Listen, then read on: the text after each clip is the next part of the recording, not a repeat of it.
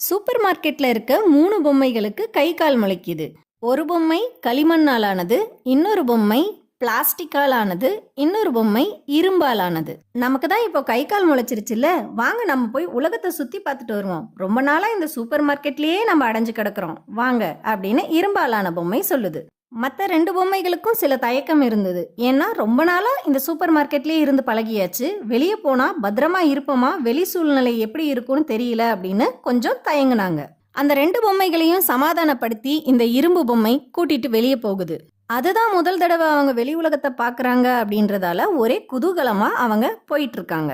போற வழியில ஒரு ஆறு பார்க்குறாங்க. அந்த ஆத்துல விளையாடணும்னு ஆசைப்பட்ட அவங்க 5 நிமிஷத்துலயே இந்த களிமண் ஆலான பொம்மை கரைஞ்சு போயிடுது. ரொம்ப குளிரா இருக்குன்னு அனல்ல உட்காந்த பிளாஸ்டிக் பாட்டில் 5 நிமிஷத்துல உருகி போயிடுது. இந்த கதையிலிருந்து நீங்க என்ன தெரிஞ்சுக்கிட்டீங்கன்னு கமெண்ட் பண்ணுங்க. நாளைக்கு என்னோட கருத்தை கமெண்ட்ல பின் பண்றேன்.